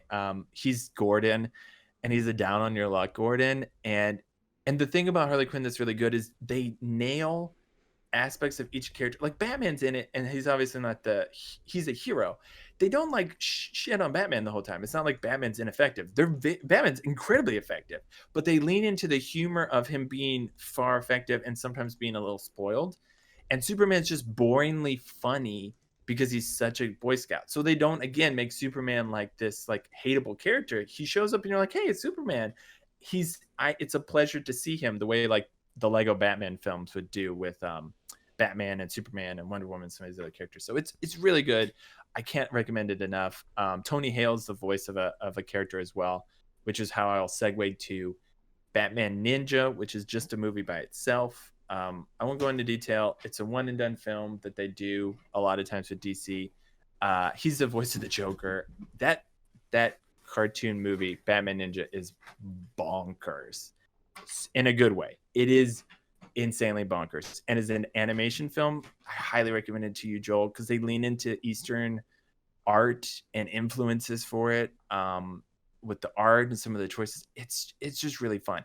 Some of the CGI art of it is a little clunky, but overall, it's just such a fun bonkers film. And the last one I recommend is All Star Superman, because I love that comic book series, and I thought they did a pretty good job adapting that 12-issue arc into essentially an hour and Yeah, I've 15-minute film. seen the But All Star Superman. Is that the one with the British folks, the bad guys, or the is that British something? folks Yeah, there's is like the guy there's with their yellow suits and they have sticks on their head.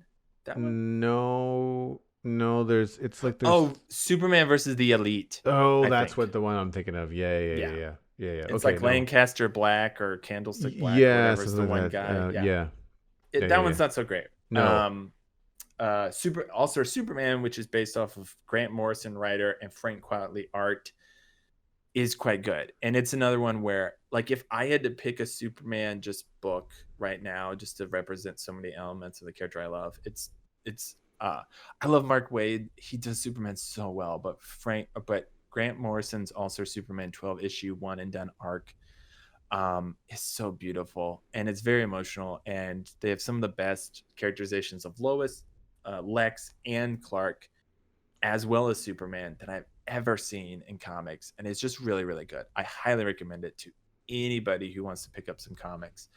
That film itself is really fun as a cartoon, but as I think you would agree with me, the original form, the comic, is the best, and you really can't beat it. So I highly recommend, if you have access to DC Universe online, you read the comic first because they have all the comics, and then maybe watch that film. But That's a really cool part of that DC Universe trial thing is that oh, for you sure. can read the comics digitally. Like, I mean, in a world right now where people are looking for stuff to consume at home and are thinking probably by default, Netflix, YouTube, streaming, video, watching television shows ad nauseum, forgetting that, some of these digital services have digital comic books. I mean, you can do the same thing with Marvel.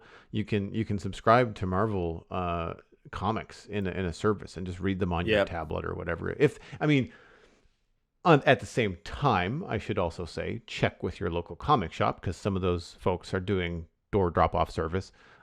Because we were talking earlier about supporting local businesses. So, like, Absolutely. if you Yeah. do want that paper experience of not being in front of a screen all the time, because I know I've been suffering from that.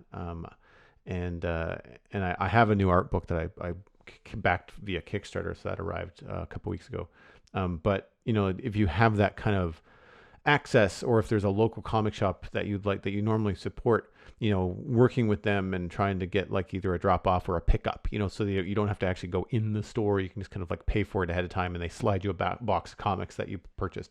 Um, that's good too. But in some cases, especially people that don't have the space for a lot of comics, because one of the things that I didn't like about comic collecting as I got on through the years was like, I don't know where to put all this stuff as I was moving from Exactly. university to apartments, and you've got these long boxes of stuff, and he's like, I don't need all this because I'm not going to reread them. And I didn't I didn't have an amazing collection where it was really worth anything. So Right. when it comes to back issues and stuff, like my buddy Peyton would be asking me, "Oh, did you read this arc about Thor and Hulk and stuff?" I was like, "No, can I get it digitally? Because I'll read it, but I don't want to buy either 4 trade paperbacks or 36 singles and try to get through it that way." Uh, Absolutely. Yeah. as much as I Yeah. like the paper experience for stuff like that, I'm way more as I certainly got on with post university comic reading. I was way more inclined to read like a trade where it was like 156 pages Absolutely. all Yeah. collected Exactly. in Yeah. one go. That's how I read All Star Superman. I Oh, for sure. may That's I how I may did too. I Yep. may still have it on the shelf somewhere. But yeah, The very two very cool. trades. Hmm. Absolutely. And I do think in the streaming age, trade paperbacks were almost like the streaming of comics, where like it would drop the whole season at once. You're like, oh, Right. cool. That's like Yeah. 5 episodes. That's 5 months worth of trade comics. That's awesome. Like, I understand from a business standpoint, obviously the issues, that's still bread and butter for a lot of people. But yeah, I love this trade. So and then I'll just sorry, just to tag on at the very end, the Square Enix, which makes all the Final Fantasy, has long been developing an Avengers game, and since we talked and loved Avengers so much, I was a little scared of it because it's been long in development. Usually, when games are like that, they don't come out very well, and they have gotten a lot of flack for their models. I think if you Google them, you'll kind of cringe, Joel, as somebody who I know sometimes is like, oof, some of that like facial stuff is not great. They do not mirror it off of the actors. Like, Captain America does not look like Chris Evans. He looks just kind of like Joe regular off the And they street. can't because the amount of money they would have to pay the actors for those Oh, for licenses, sure. Yeah. ridiculous. Ridiculous. Yes. The only And it time that was that would yeah. happen would be if Disney was making the video game because Disney Yeah. would own the rights to their likenesses in the Mm-hmm. Avengers. They'd still have to pay the actors, but it would not be nearly the same as Square Enix, one, paying Disney, Yeah. and then two, also having to pay Chris Evans and everybody else. So I think it's one of those things where, like, yes, it's going to rub people the wrong way, but unfortunately it's one of those things where, like, you're only like, you would have also thought the same if you had a vision of Captain America from reading comics for 30 years and then you didn't feel that Chris Evans was old enough, like that kind of a thing. Right. Yeah. I felt the same way when they cast what's his face there as Batman in Dark Knight. Oh, Christian Bale. Christian Yeah. Bale. I took one look at Christian Bale. I was like, that's Batman? Really? Yeah, exactly. Yeah. But whatever. Like I liked him. I liked him as I didn't like the growling, but I liked everything else about it. Like Oh, sure. Yeah. and he was a good Bruce Wayne. He was a good Batman. Like I really liked it. And but at the casting call, I was like, oh no, this is not. Yeah, exactly. But because and in an unrealistic way. I wanted them to find someone that looked like the 1990s Batman animated series Bruce Wayne. Like that's you For want sure. you Yeah, want exactly. that kind of a Batman, right? Perfect square jaw, I like just want them to natural finally, gravel. Yeah. well, and it's like somebody that, um, it's like Cavill. Cavill to me is a really good Superman casting, like really good. And He granted, looks very good. Yeah. he was a skinnier, actor at first, but he really kind of embodied the role, and it's carried him into other roles. He really enjoys being bigger now physically. I follow him on social So media. big. He's Yeah. dude, yeah, he's in really good shape. But also something else I like about him, and this is kind of an odd tangent, but in a world where you can kind of get overwhelmed by like the Instagram kind of like media overload of like, for me, because I follow Cavill and The Rock and a couple of other fitness guys, I just get overloaded with all these like crazy ripped, bodybuilder or fitness model images in search when you're kind Yeah. of browsing around, and it kind of messes with your brain a little bit. You forget that these people are holding this photo shoot physique for a day. Yeah. What I like so much about Cavill and how his stuff is kind of his physicality in his roles, it echoes what he's doing and he adjusts it based on like how he's supposed to be. So like the villain in Mission Impossible was a big brute, so he wasn't ripped. He was just big, and Yeah. then in The Witcher,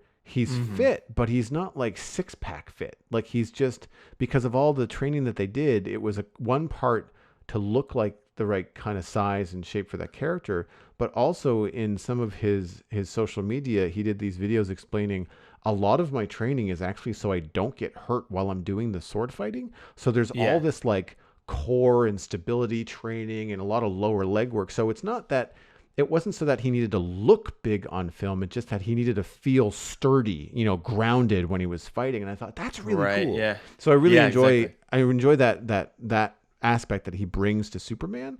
Because like yes, he's got a lot of muscles, but he looks like you can't move him when he's standing there as Superman. Like Yeah. he It's looks like true. he's not going to budge.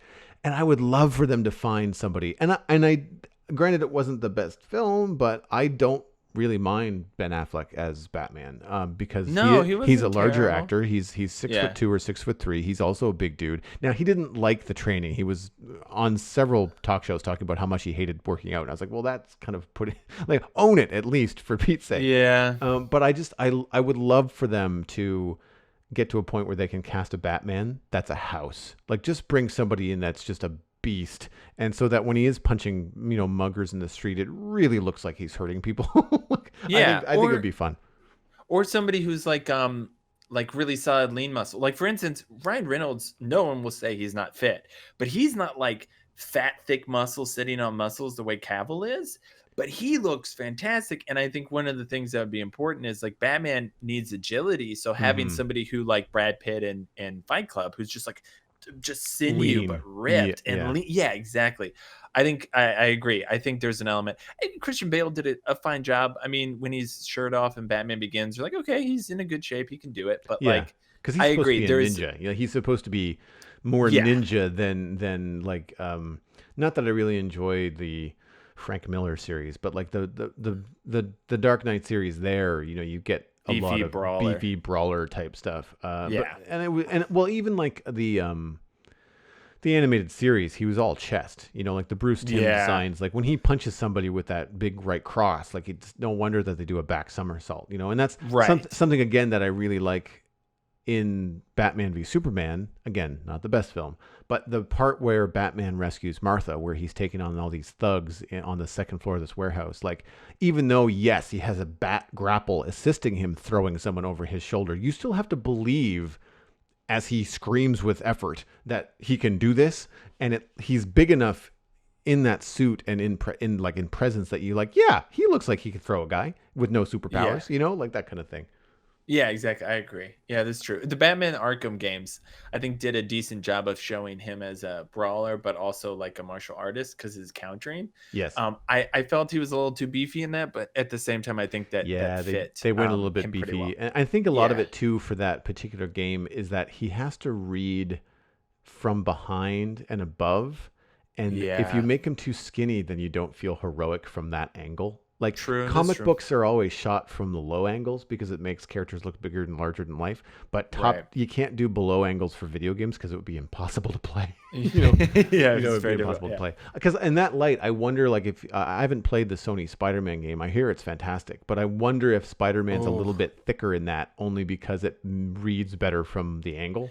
You know? I will say, yeah, he's a touch thicker, like more Toby. Think more Toby Maguire than, or Tom. Honestly, more Tom Holland than Andrew Garfield. Which, in my personal opinion, Andrew Garfield looks better in a Spider-Man suit than Tom Holland. I'm sorry, Tom Holland's a fantastic actor. I think he's the best Spider-Man overall. Everything, movies, everything, character, great. But just from a lanky ass kid, Yeah. like whipping, Andrew Garfield just looks like a lanky ass dumpy kid like that, and I really like that. So anyway, but yes, the Sony game is fantastic. It's really really good. They did a really good job with that. It took me a little while to get used to sort of the weirdness of, again, Peter Parker's face being sort of like Joe Average, but again, just like the Avengers beta, like, and you want to talk about like really cool body types and stuff, like the Hulk. They do a good job of him being Hulkish. Like, he's not ripped. He's just beef, and Mhm. like he's built really well. And anyway, I believe the beta will be free on almost every platform this coming weekend before it's released on like September 5th or something. If you can get past those character model faces, the graphics are beautiful. The beta starts you off with this huge sequence in San Francisco, which is beautiful, fun, really exciting. You get to touch each one of the main characters except for one. And each one really feels different. Like, I was very nervous to play as a Black Widow when you literally have just transitioned from Iron Man, Hulk, and Thor, and you're like, okay, Black Widow's supposed to make me want to play as her, but they really make you want to play as her. She's excellent at agility, like you imagine. She counters incredibly intuitively. She does this amazing thing where, like, if a guy is like powering up a certain thing, she just like grapples him really quick and then like jumps up and does that classic like ScarJo like thigh grab around their head and flips them, Oh yeah. which is just something you don't get when you're playing Hulk. Because Hulk's fun, he's grabbing guys and smashing things, but he's not gonna like thigh grab and flip somebody because he would kill them, crushing them. Yeah, But he's yeah. also not that agile. So anyway, that game was a lot of fun. And as we talk about all this superhero stuff, it literally makes me so anxious to want to play that game because it like the Arkham series for Batman and the Sony Spider-Man game, it's starting to feel to me like one of those upper echelon, like finally we're getting really, really good superhero games that feel legit. Like, Mm. when I played as Thor, he felt as Thor. You throw Mjolnir and like it like goes away and like it can just sit on something and then you summon it back. Like, it's not like an instant throw and it comes back. Like, you have to kind of choose to bring it back the way Thor would. And Cap has great counters with the shield and stuff. It's just really cool. And the beta gives you a solid feel for that.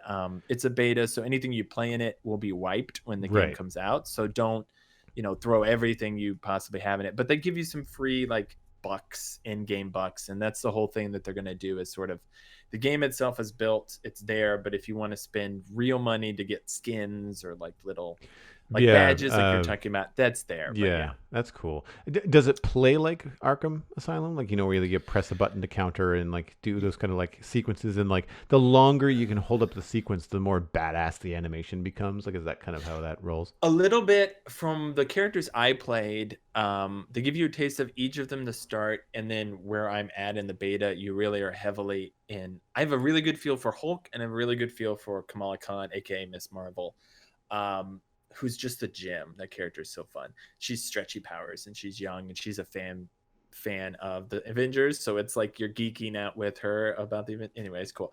She there's finishers, like, in Batman where you have like, it shows, well, I play on console, but like it shows you two keys at once, and if you hit them both, you get a special animation of like the person being grabbed and then like suplexed or like pile drived or like flipped over the head as a finisher. Those are in play. I haven't really come up to a point where like if somebody runs up to you, like you hit the X and you immediately block them.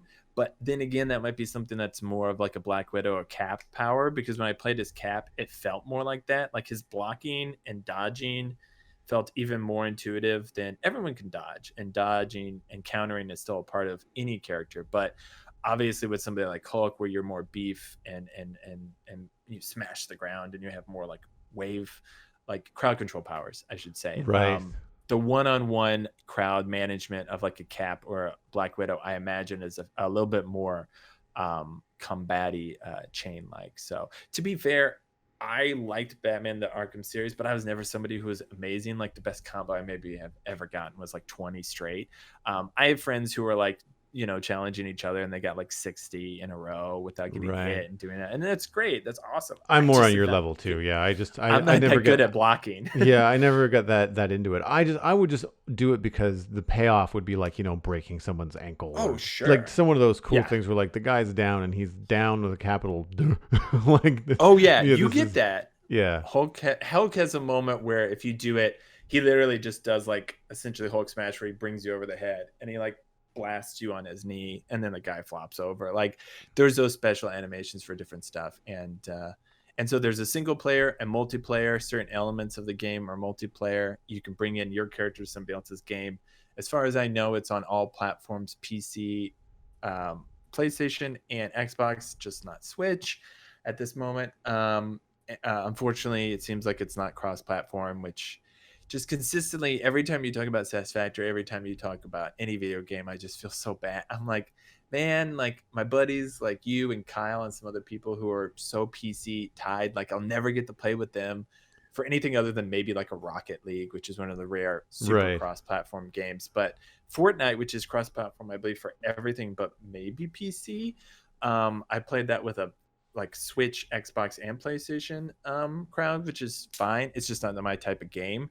But I drool for that in a game like Avengers or a Borderlands, which I also love. But like, man, I mean, it'd be so fun to play with you, Joel, and like you're like rocking Cap and all like run around as at this point I can't Yeah, choose. But just multiplayer and somebody else. Avengers would be Yeah, really cool, it'd just be especially if really there's any fun. kind of like multiplayer combos, like where a Cap can throw somebody up in the air, and then before you know it, Hulk flies across the screen and grabs the guy out of the air and smashes him into the ground, or like just Right. being able to toss bad guys that aren't dead yet or aren't knocked out yet to another Avenger, throw somebody Yeah. into Iron Man's field of view, and he just kind of blasts them out of the sky. Like Right, that could be exactly. really, really, really fun.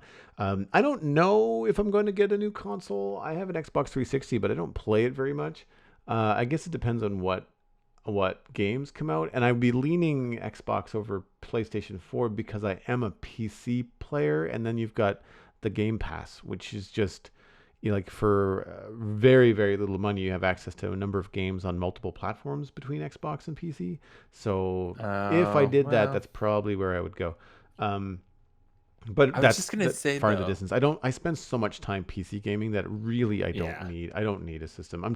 Chances are I'm more than likely going to be putting money into a VR set That than makes I sense. would be a console. But I mean, never say Yeah. never. It all depends because right now, I mean, secrets out. I really only get to play video games when I'm streaming. Like I can't justify the time to sit down and play video games for just entertainment. Sure, yeah. I'm streaming a lot right now because I've been wanting to play video games, but like it basically helps me generate content, and they become not a loss leader because I do have subscribers and support and stuff like that. It is part of my income now, which is really cool.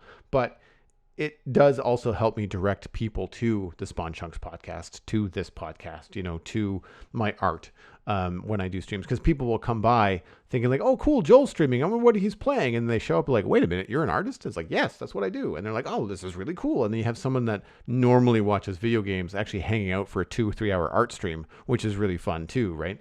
And so it helps me generate work without feeling like I have to generate work. Like it's probably the most fun marketing I've ever done. As far as streaming. It also gives you a direct channel to people. So when somebody has questions or wants to talk to you about a commission or podcasting or the game itself, it's really cool to actually interact with people in that way. So I'm probably going to be sticking with PC gaming for now. But yeah, there is enough of a cash flow, especially where I've never been super into gaming at a time when new consoles come out. So I always feel like I miss that boat. And then when I do get into it, it's like, well, why do I want to buy a console in 2019? Because they're going to come out with new ones soon. Yeah, Um, the graphics will just never meet what you can get with PC. well, I Yeah. don't have the best PC either, so I think like the new Xbox would probably rival, what I have. And I really enjoyed Assassin's Creed Black Flag, and I really Hmm. enjoyed the Transformers games, which is actually it's funny that I bring that up because that's what I've been actually watching this past week. But the Transformers War for Cybertron games, which I really liked on the platform, which was an Xbox 360 at the time. I'm sure they were available for other systems. Fantastic games. Really felt kind of like old school Generation One, but with that new kind of like everything set on Cybertron. It's all happening before.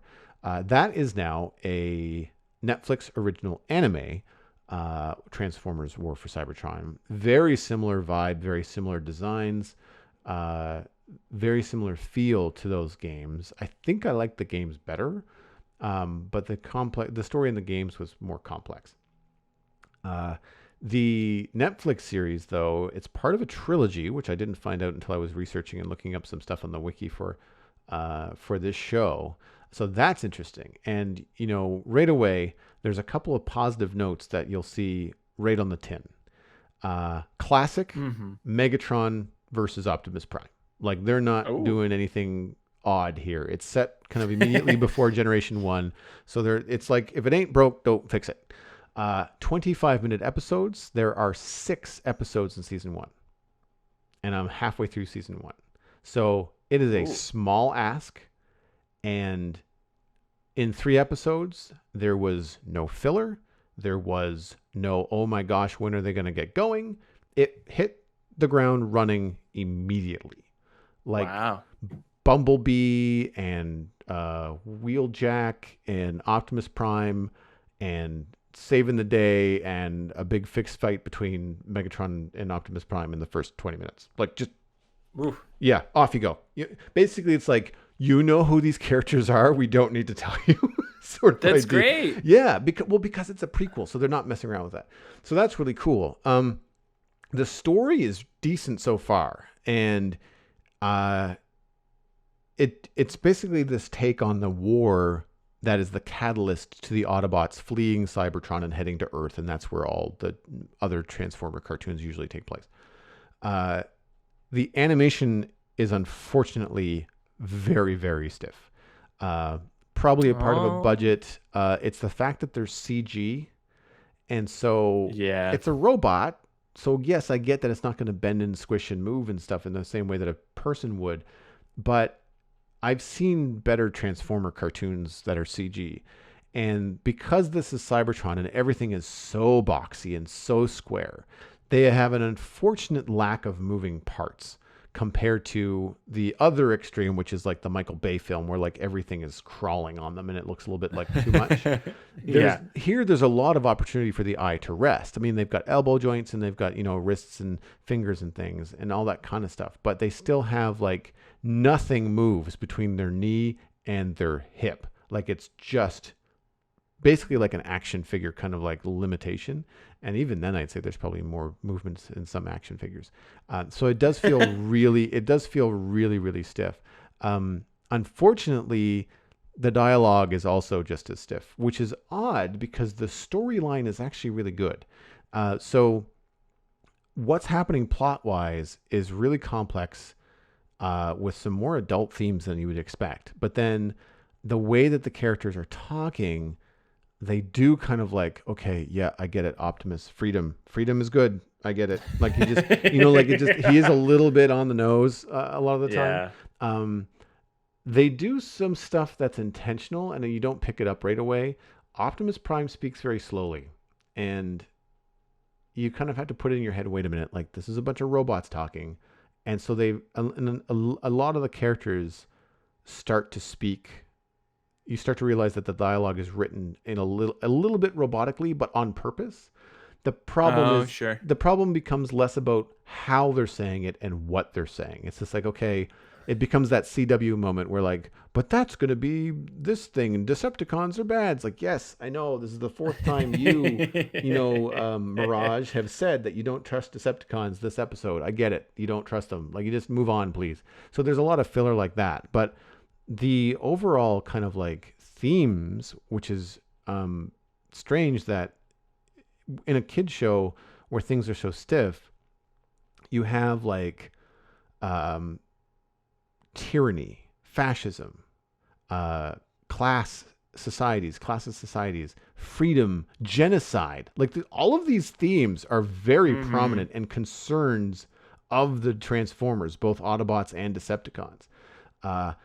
So it's complicated in that way. They don't talk about that though. You just kind of pick that up through their silent kind of like, Megatron just gave me an order, but I'm not sure if I'm really going to follow through with this, because you can sense like this is wrong. Like this is this is bad for the race of Transformers, not just the faction of Autobots versus Decepticons. And they don't do a great job of explaining the differences between Autobots and Decepticons.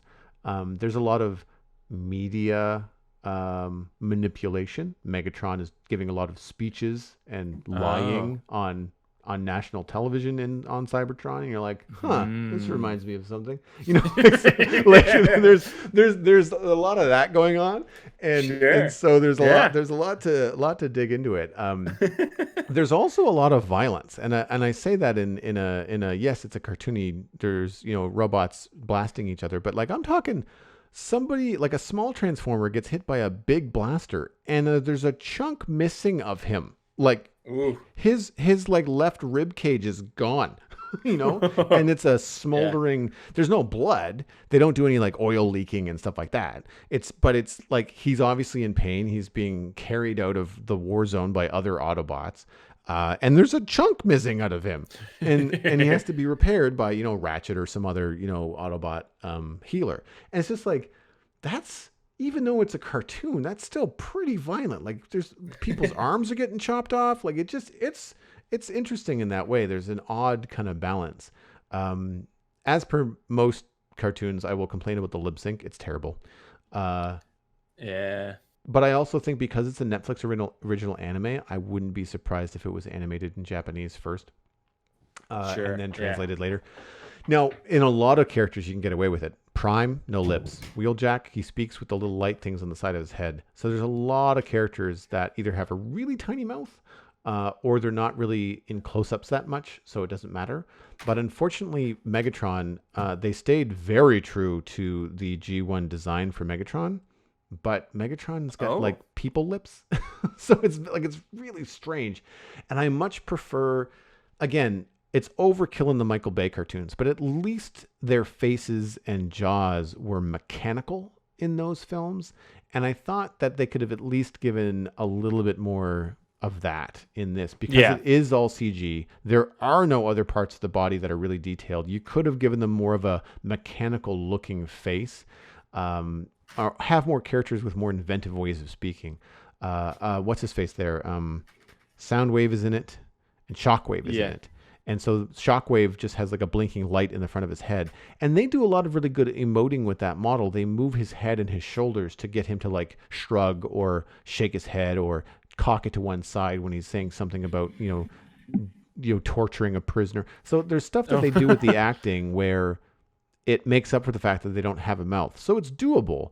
But then in other situations where the character does have a mouth, they rely far too heavily on the lip sync to emote.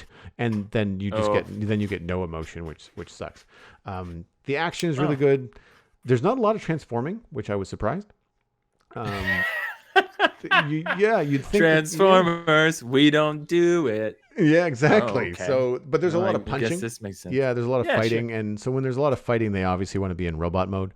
When the Autobots escape, they'll transform, but it's only happened once or twice. You get a lot more transformations with the Decepticons because they're deceiving. Well, they're constantly scanning the areas, and they're the oppressors. They're the uprising. So they're the big baddies that you have to avoid. The Autobots are very, very few, and so the Decepticons are always patrolling the skies and scanning the ground, and so they're always kind of going from plane mode to Oh, robot mode. I have a Um, stupid question because I'm just negligent in this. If they're on Cybertron, what do they transform into? Like, I imagine Bumblebee doesn't transform into a Volkswagen because no, they're on Cybertron. But no, and this is something that um, they've pulled from the War for Cybertron video games, which handled that very okay. well. They Oh, just good. transform into alien vehicles. It's very similar Oh, to, cool. if Okay. you've seen Battlestar Galactica and know what Yes. the starfighters look like. The what are they called? The vultures or the Oh, vipers? yeah. Vipers. Yeah, Viper Yeah. Fighters. So they kind of have this long nose with a very short triangle kind of like wingspan. That's Yeah. what all the um, F-18s look like. So all of the Okay. Starscream, Thundercracker, like all those guys, Gotcha. they look like those. Actually, surprisingly, Jetfire looks very similar to Jetfire in G1. He just looks like a Robotech plane. Um, Mm. but all of the flyers, they kind of have this like spacecraft triple wing sort of thing going on. Oh, okay. Yeah, That's and they look cool. very similar to in robot form. They look very similar to their robot counterparts in G1 as well. Like Starscream has got blasters on his arm and that kind of thing. But then the Autobots, like I said, I can't tell you much because they haven't transformed a heck of a lot. And when they have, it's been like a heavy action sequence where, like, Optimus Prime blazes into the scene as a truck, which looks like a giant box. Like he's not really a semi. He's basically he's like a six-wheel just thing, like a heavy armored vehicle. But he comes in, smashes into somebody, knocking them over, saving the day, and then immediately transforms into a robot and starts blasting stuff. So you don't really get to see the vehicle for very much, at all. Um, Yeah. Bumblebee again is a small vehicle built for speed and getting into small places. I'm trying to remember what Megatron's a tank, and he's been a Mm. tank in several different iterations of Transformers over the years. So they're not really reinventing the wheel there. But again, Megatron in robot mode, he has all the same kind of proportions and has the big blaster on his arm in the same way that he did in the television series that we would know. But he doesn't look like a gun. He just looks like a tank when he Yeah. transforms. I think there might be some treads on him somewhere in this, but again, he's very often like behind some like political table or pulpit, or like you don't see him doing a lot of action. And if he's walking Mm-hmm. around, they do a really good job of lighting the show. And the Decepticon headquarters is dark and scary, and there's lots of dim lighting and computer screens, and like the bowels of the Decepticon organization. So there's a lot of stuff like that. But it's good. Like I mean, again, it's not reinventing the wheel, and it's not Shakespeare, but it's good. It's a solid Transformers take. It's not something that's going to make you cringe, uh, because of the complexities that I mentioned, because of the more, I don't want to say adult themes, but because of the deeper social issues that they're tackling with the Civil War on Cybertron. It becomes more interesting to the adult viewer. I mean, your 8-year-old Mm-hmm. self is going to just in love watching robots punch one another. So there's that too. Right. Right. Yeah. Now, the other thing that I should prepare anyone for is that Peter Cullen and Frank Welker do not reprise their roles as Optimus Prime and Megatron. You've got Jake Ooh. Foshi as Optimus Prime. He's voiced Prime in a number of other cartoons. So some kids that have been watching Transformers this whole time are not going to notice. And then Jason Marnoka, I think is how you pronounce his name. He's Megatron. And Frank Tatardo is Starscream. They all Oh. do a really good job. Now, they're all robots, and every voice actor has got some sort of digital thing done to them. So, Okay. it's forgiving. I think they deepen Fauci's voice for Optimus Prime, but what they nail with Optimus Prime is the cadence at which he speaks. So it doesn't really feel that off. It doesn't Oh. feel, Okay. like Peter Cullen is always like, I am Optimus Prime. Like he's just got this That's slow true. kind Yeah. of cadence to it. And then with Fauci, it's the same thing. It's like Autobots fight for freedom. Like it has that kind of Yeah. like weight to it, and it doesn't really matter that that's not Peter Cullen after a while. Megatron actually feels more sinister than Frank Welker would have done, I think. Oh. Because Frank Welker, even when he did Megatron sounded old, and in Yeah. this, I honestly thought it was Clancy Brown at first. But it's just this twist that they have on it, and he's good. They do a calm Megatron, so Oh. he's not like he's got a hot head to him, but he's not screaming. He's just Mm. like he's the one that's going to shoot you in the back without blinking. Like it's really good that way. And then Starscream is just as annoying as ever. But again, they don't do like the shrill Starscream. He's still treacherous, but they still nail that kind of like selfish, I can do it better, like that kind of stuff. So Yeah. it's gonna be interesting, and Megatron knows it too. So that, again, like there's less of this like, oh, I wonder if Starscream's gonna overthrow Megatron. Meanwhile, like Megatron's like, I can see this coming a mile away. Like Yeah.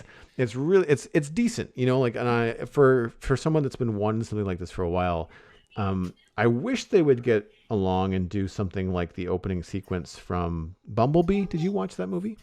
No, no, I've never seen. Honestly, I think my primary Transformers experience, sadly, is mostly through the Bay films up until Uh, the you the should watch fourth one. Bumblebee. You'd like that one. Oh, really? Okay, cool. Yeah. It's the same.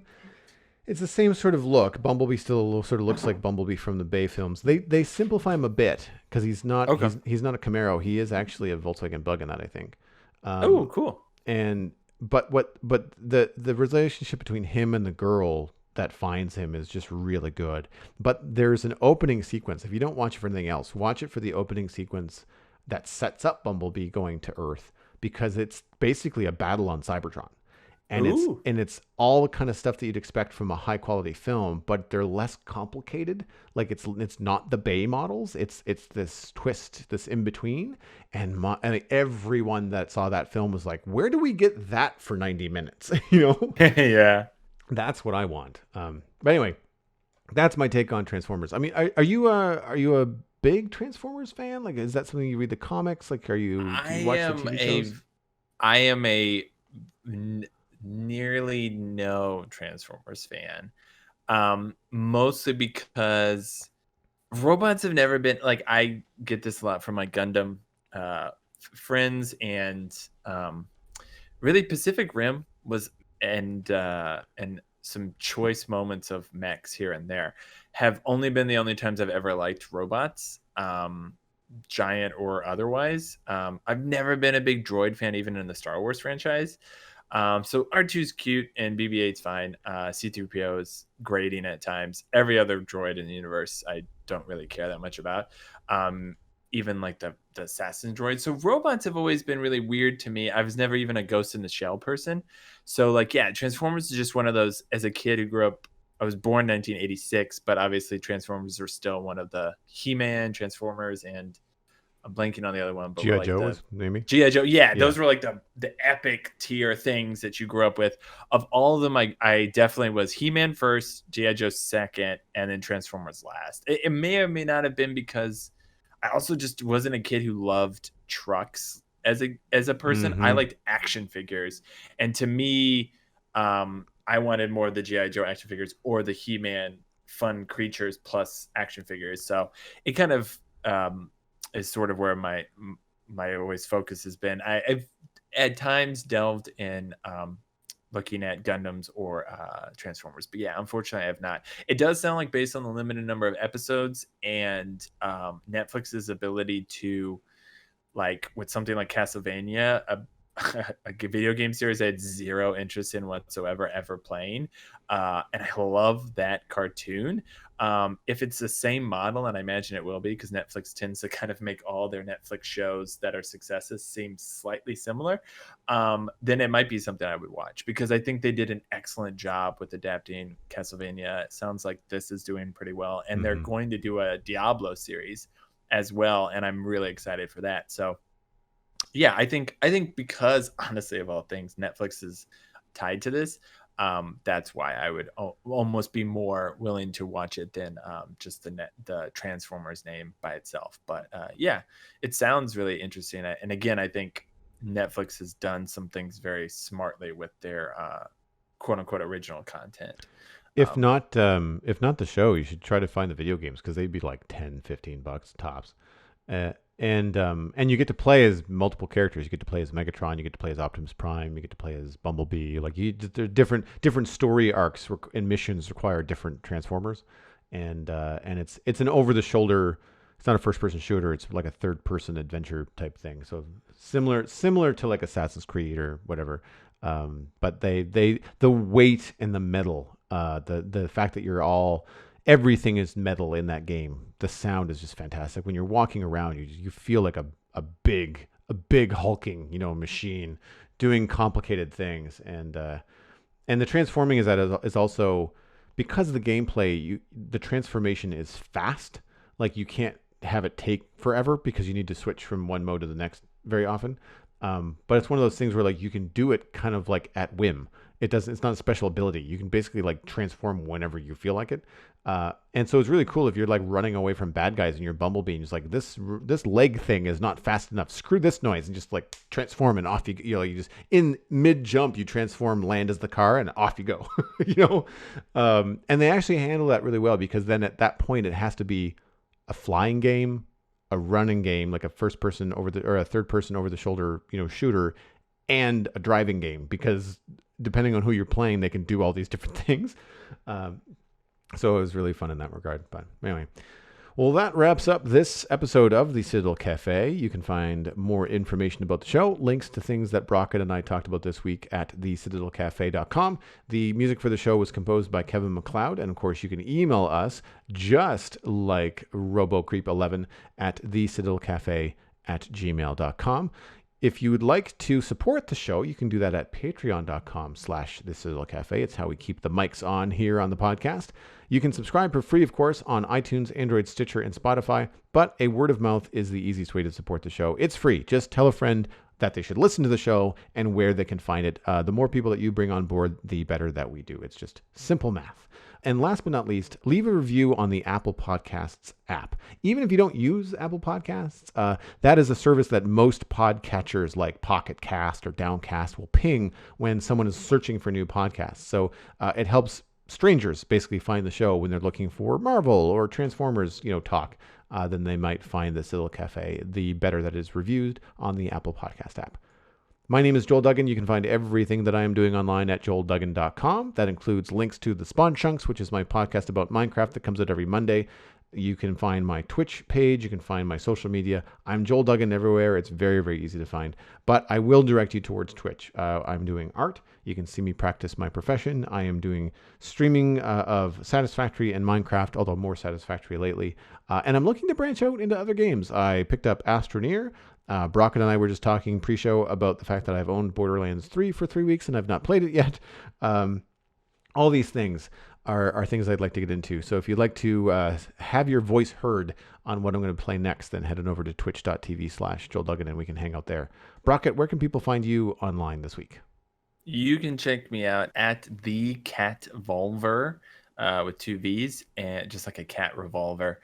And also, if you play PlayStation 4 or in most games, I use the handle Cat Volver, usually without numbers, unless some jerk out there has stolen it. And so, yeah, you can usually find me, the Cat Volver, on most social media, and then Cat Volver as a gamer tag. You've been listening to the Citadel Cafe, where we are fast, easy, and cheap, but you can only pick 2.